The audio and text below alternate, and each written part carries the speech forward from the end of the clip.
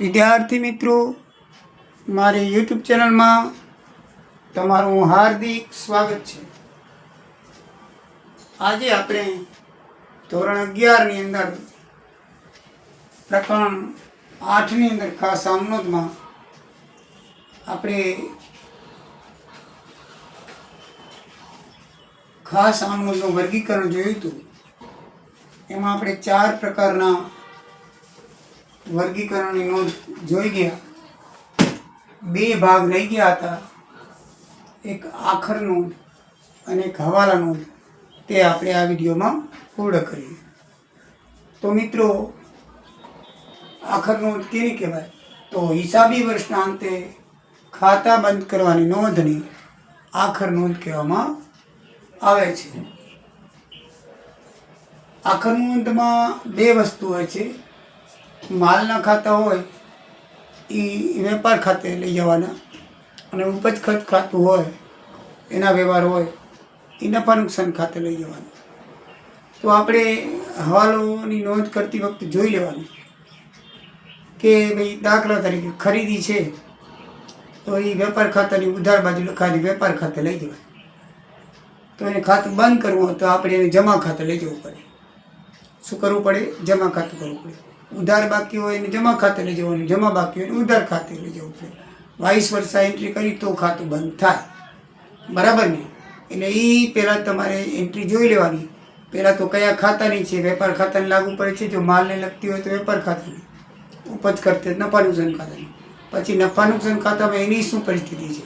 દાખલા તરીકે પગાર છે તો એ ખર્ચ છે તો એની ઉધાર બાકી હોય તો એને બંધ કરવું તો જમા બાજુ લેવી પડે, તો નફા નુકસાન ખાતાની ઉધાર બાજુ લખી નાખવાનું। આપણે એની એન્ટ્રીની આપણે કઈ બાજુ છે એ જોઈ લેવાની। દાખલા તરીકે ખરીદ ખાતું છે તો વેપાર ખાતામાં ખરીદ ખાતું ઉધાર બાજુ આવે, તો એની હવાલો કરી તો ખરીદ ખાતે એને જમા કરવા પડે, તો વેપાર ખાતે ઉધાર કરવા પડે, વેપાર ખાતે ઉધાર તે ખરીદ ખાતે જમા। દાખલા તરીકે પગારના બાકી છે તો પગાર છે એ નફા નુકસાન ખાતાની ઉધાર બાજુ હોય, ઉધાર બાકી હોય તો એને બંધ કરવું હોય તો જમા બાજુ લઈ જવી પડે। તો પગાર ખાતે જમા થઈ જાય તો નફા નુકસાન ખાતે ઉધાર કરવું પડે, તો નફા નુકસાન ખાતે ઉધાર થઈ પગાર ખાતે જમા।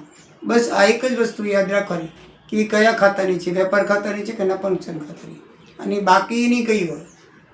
ઉધાર બાકી હોય તો જમા બાજુ, અને જમા બાકી હોય તો ઉધાર બાજુ। આ રીતે તમે કરશો તો મિત્રો સમજણ પડી જશે।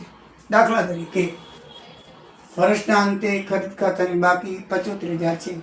હવે ખરીદ ખાતું હંમેશા ઉધાર બાજુ હોય વેપાર ખાતાની, તો એને જમા બાજુ લઈ જવું પડે। તો આપણે ખરીદ ખાતાની જમા બાજુ 75,000 લખી તો ઓટોમેટિકલી વેપાર ખાતું ઉધાર બાજુ આવે, તો વેપાર ખાતે ઉધાર 75,000 તે ખરીદ ખાતે 75,000 બાબત છે। 75,000થી ખરીદ ખાતું બંધ કરી વેપાર ખાતે લઈ ગયા તે। બીજી એન્ટ્રી છે વેચાણ ખાતાની બાકી 75,000 છે।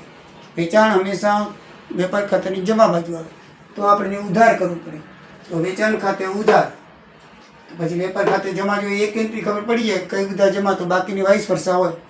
તો વેચાણ ખાતે ઉધાર 85,000 તો વેપાર ખાતે જમા 85,000 બાબત છે। 85,000 રૂપિયા વેપાર ખાતું બંધ કરી વેચાણ ખાતું બંધ કરી વેપાર ખાતે લઈ ગયા। વેચાણ ખાતું બંધ કરી વેપાર ખાતું નહીં પણ વેચાણ ખાતું, મેં ભૂલથી લખી નાખ્યું છે, શું લખાય? વેચાણ ખાતું બંધ કરી વેપાર ખાતે લઈ ગયા, બરાબર છે। ત્રીજી એન્ટ્રી જોઈએ તો આવક માલ ગાડા ભાડાની ખાતાની બાકી 2,000 છે। મિત્રો, આવક માલ હોય તો એ વેપાર ખાતે આવે, અને જાવક માલ હોય તો નફા નુકસાન ખાતે આવે। એ ધ્યાનમાં રાખજો। માલની ખરીદી ઉપર જે ખર્ચા હોય એ બધા વેપાર ખાતામાં આવે, બરાબર છે। ગોડાઉનથી બહાર માલ ગયો તો એ નફા નુકસાન ખાતામાં, ગોડાઉનની અંદર માલ આવે એ બધા ખર્ચા છે હંમેશા વેપાર ખાતામાં આવે। માલની ખરીદી અંદર કોઈ પણ ખરીદીમાં સેલ ટેક્સ હોય, એનો વેચાણ વેરો ચૂક્યો હોય, બીજો હોય, તો એ બધા ખર્ચા છે। આવક માલ ગળાવાળું છે, બધે ઓક્ટ્રોય છે, બરાબર છે, એ આવતાની વાત છે।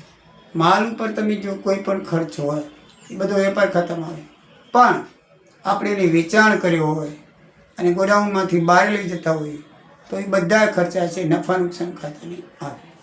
તો અહીંયા આવક માલ ગાડા ભાડું છે એ વેપાર ખાતે આવશે. ગાડા ભાડું હંમેશા ઉધાર બાજુ વેપાર ખાતે, તો આપણે એને જમા કરવું જોઈએ. તો આવક માલ ગાડા ભાડા ખાતે જમા થાય તો વેપાર ખાતે ઉધાર થાય. વેપાર ખાતે ઉધાર 2000 રૂપિયા, તે આવક માલ ગાડા ખાતે 2000 રૂપિયા થાય. બરાબર છે. તો મિત્રો આગળ લખીએ તો બાબત છે 2000નું આવક માલ ગાડા ભાડું ખાતું શું કર્યું? બંધ કર્યું. તેના ચોથી એન્ટ્રી છે પગાર ખાતાની બાકી 2000 બાકી છે. તો પગાર ખાતું હંમેશા ઉધાર બાજુ હોય, નફા નુકસાન ખાતે લઈ જાય, વેપાર ખાતે આવે. તો નફા નુકસાન ઉધાર બાજુ, તો આપણે એને જમા લઈ જવું પડે.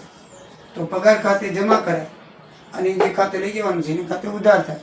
નફા નુકસાન ખાતે ઉધાર થાય, પગાર ખાતે જમા. પાંચમું છે ડિવિડન્ડ ખાતાની બાકી ₹3000. ડિવિડન્ડ આપણી આવક છે, બરાબર છે. તો એ જમા બાજુ હોય તો આપણે ડિવિડન્ડ ખાતું ઉધાર બાજુ કરવું પડે. તો ડિવિડન્ડ ખાતે ઉધાર 3000, નફા નુકસાન ખાતે જમા 3000. તો મિત્રો આમ કયા ખાતું એન્ટ્રી લાગુ પડે છે, કયા ખાતાની? એકચ્યુઅલી ખાતાની કઈ બાકી હોય, ઉધાર છે કે જમા, એનાથી વિરુદ્ધ એન્ટ્રી હંમેશા ખાતું બંધ કરવા માટે આપવી પડે. તો એ માટે તમે વિરુદ્ધ એન્ટ્રી આપશો એટલે તમારી આમ નોંધ થઈ જશે. બાબત છે 3000 ડિવિડન્ડ ખાતું બંધ કરી નફા નુકસાન ખાતે લઈ ગયા. હવે છેલ્લી નોંધ છે હવાલા નોંધ. બરાબર છે. ખાસ આમ નોંધના વર્ગીકરણ, એટલે કે આમ નોંધ ખાસ આમ નોંધને 6 જ ભાગમાં વેચવામાં આવે છે. કે ખાસ આમ નોંધ છે એની અંદર કઈ કઈ આમ નોંધ આવી શકે? તો એ આમ નોંધને 6 વિભાગમાં વેચવામાં આવી છે. એમાં આપણે 4 આમ નોંધ, 4 વિભાગ જોઈ ગયા. છઠ્ઠો છે હવાલા નોંધ, લાસ્ટ. તો વાર્ષિક હિસાબો મિત્રો નીચે લખેલા હોય છે હવાલા. એ હવાલા એટલે રહી ગયેલી બાબત, અને રહી ગયેલી બાબતની જે નોંધ કરવામાં આવે એને કહેવાય હવાલા નોંધ.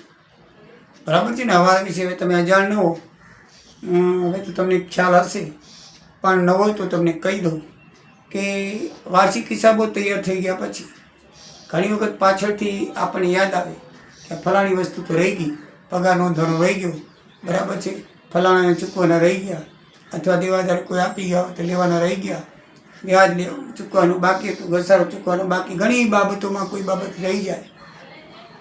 પણ આ વાર્ષિક હિસાબમાં જો ન સમાવેશ થાય તો ચોખ્ખો નફો જાણી શકાતો નથી. એટલે વાર્ષિક હિસાબો તૈયાર પછી એનો અસર આપવી પડે, જેથી આપણે ચોખ્ખો હિસાબ કરી શકીએ, ચોખ્ખો નફો જાણી શકીએ. તો એ અસર આપવા માટે કોઈ હિસાબમાં છેકછાક કરવામાં આવતો નથી, પણ એની દ્વિ અસર આપવામાં આવે છે. 2 અસર એટલે સામે અસર અપાઈ જાય એટલે ઓટોમેટિકલી એનો સમાવેશ થઈ જાય અને આપણી બાબત પણ આવી જાય અને હિસાબોમાં છેકછાક પણ થાય નહીં. એટલે એને હવાલા કહેવામાં આવે છે. હવાલા, બરાબર. ઓલે હવાલા નહીં, બરાબર, પૈસાના, કે ઇંગ્લેન્ડથી 5 લાખ રૂપિયા ફલાણાને ઇન્ડિયામાં મોકલ્યા અને ઇન્ડિયામાંથી ફલાણામાં બહાર વિદેશમાં મોકલ્યા, એ હવાલા અલગ પાછા. એ હવાલા આપણે એ મોટા મોટા માણસો કરતા હોય, ટેક્સ બચાવવા કે ખોટા ધંધા કરવા માટે કરતા હોય, બધા એ હવાલા અલગ છે. અને આપણા હવાલા પણ અલગ છે, બરાબર છે. આપણે બધા સાચા હવાલા છે ભણવાના. તો એ હવાલા આપણે કેવી રીતે થાય? તો હિસાબી વર્ષના અંતે ધંધાકીય એકમે ધંધાનું સાચું પરિણામ જાણવા હિસાબ કરતી વખતે રહી ગયેલી બાબતો અંગે કેટલાક હવાલા રહી ગયેલ નોંધ કરવામાં આવે છે. અને એ નોંધને આધારે વાર્ષિક હિસાબોમાં તેનો સમાવેશ કરવામાં આવે છે. તે વારની ઓછામાં ઓછી 2 અસર થાય છે અને આ નોંધ કરવામાં આવે એને હવાલા નોંધ કહેવામાં આવે છે. તો મિત્રો દાખલા તરીકે જોઈએ, હિસાબી વર્ષના અંતે 2000 આખર સ્ટોક છે. તો 2000 આખર સ્ટોક છે તો રહી ગયો છે. તો આખર સ્ટોક ખાતે ઉધાર 2000, તે વેપાર ખાતે જમા. કારણ કે આખર સ્ટોક હંમેશા વેપાર ખાતાની જમા બાજુ આવે. આપણને પહેલું ખ્યાલ હોવો જોઈએ, આ જેમ આખર નોંધની જેમ કે ભાઈ આ આખર સ્ટોક આવે છે એમાં આખર સ્ટોક આવે વેપાર ખાતાની જમા બાજુ, શરૂઆતનો સ્ટોક આવે વેપાર ખાતાની ઉધાર બાજુ. તો જમા બાજુ આવે તો એ તો આપણે નક્કી થઈ ગયું કે વેપાર ખાતે જમા. તો પછી જે આઈટમ દીધી હોય એ આખરમાં સ્ટોક ખાતે ઉધાર 2000 એટલે આપણી આમનો થઈ જાય. 5000 રૂપિયા પગારના ચૂકવાના બાકી છે. હવે આપણને ખબર છે કે પગાર છે એ ઉધાર બાજુ લખાય, તો આપણે બાકી હોય તો ઉધાર. આની જેમ વાઇસ વર્ષા નથી કરવું, ઊંધી એન્ટ્રી નથી કરવી, આમાં સીધી એન્ટ્રી કરવાની છે. કારણ કે હવાલામાં સીધી એન્ટ્રી થાય અને આ જે છે આખર નોંધની અંદર ઊંધી એન્ટ્રી કરવાની છે, બરાબર. તો આ ખાતું બંધ નથી, આ હવાલાની ખાતું બંધ કરવામાં ઊંધી એન્ટ્રી કરી, આમાં સીધી એન્ટ્રી કરી. ભાઈ આ વેપાર ખાતાએ જમા બાજુ આવે તો વેપાર ખાતાની જમા બાજુ લખાય, પગારના પંચમણ ખાતે ઉધાર બાજુ એટલે પગાર ખાતે પછી ઉધાર થાય તો ચૂકવાના બાકી ખાતે જે તે આઈટમ ખાતે જમા કરી નાખવાનું.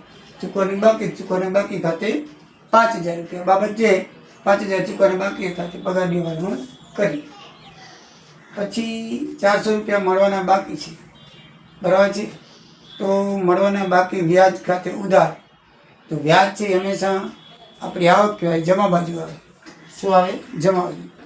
એટલે વ્યાજ ખાતે આપણે જમા કરશું અને જે આઈટમ છે મળવાનું બાકી એની ખાતે ઉધાર કરવાનું, બરાબર છે. મળવાના બાકી ખાતે ઉધાર 400 રૂપિયા મળવાના બાકી તે વ્યાજની હવાલા નોંધ કરી. ઘસારો 500 ગણાનો બાકી છે તો ઘસારાની હંમેશા ઉધાર બાકી હોય, હંમેશા નફા નુકસાન ખાતાની ઉધાર બાજુ લખાય. તો ઘસારા ખાતે આપણે ઉધાર લખશું.